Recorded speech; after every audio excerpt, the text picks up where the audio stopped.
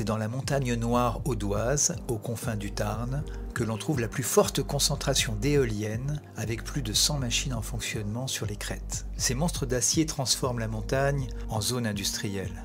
Ils détruisent la faune volante, tout comme le cadre de vie des habitants. À moins de 1500 mètres au-dessus du hameau de Cuber-Serviès et son exceptionnelle cascade classée au patrimoine, est implantée la centrale du Sambre. Il a fallu couler 26 000 tonnes de béton dans le sol de cette zone humide et forestière pour dresser les 1000 tonnes de ferraille des 26 éoliennes de 135 mètres de haut. Actuellement, le repowering de la centrale éolienne du Haut-Cabardès est en cours d'instruction. L'industriel devra impérativement réduire les nuisances afin de sauvegarder la biodiversité de cet espace naturel sensible.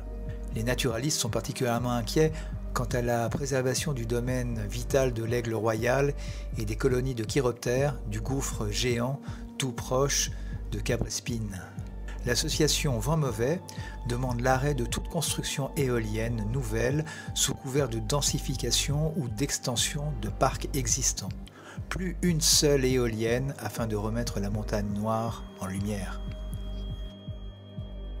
Nous sommes ici situés sur le mont Toche, le troisième plus haut mont des Corbières.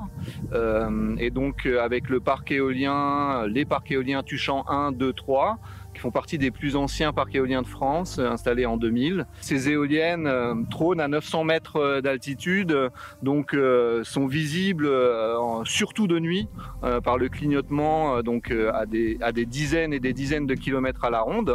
Donc du littoral audois jusqu'au pic de Bugarache, au Canigou ou Carcassonne, tout ça. On les voit clignoter tout au loin, ces fameuses éoliennes. L'éolien a pris des proportions incroyables, hein. C'est 25% de la puissance éolienne de toute l'Occitanie qui est installée sur le département de l'Aude. Le repowering était prévu en 2021, mais bon, vu que maintenant il y a un parc naturel régional qui a été créé, entre-temps il y a aussi des zones Natura 2000, des SNIEF de type 1, de type 2, tout autour du mont Toche. Ça fait que bon voilà, il y a eu quand même un changement substantiel de situation ici, et ce qui a amené la préfecture à demander des études complémentaires pour pouvoir bénéficier du repowering. Ça a été refusé, donc maintenant si jamais le propriétaire de cette centrale éolienne plutôt veut les renouveler, ça va être compliqué pour lui d'avoir une autorisation de renouvellement. Il va falloir qu'il les fasse perdurer le plus longtemps possible. Donc là on est parti en principe pour les avoir encore 15-20 ans de plus.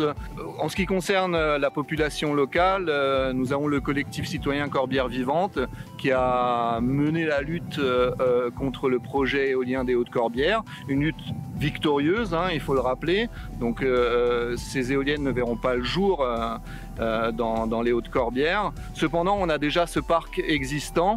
Et donc maintenant, nous, on est mobilisés pour dire qu'il ne faut pas le renouveler, celui-ci, mais plutôt le démanteler pour rendre en fait le mont Toche à la nature, hein, pour faire simple.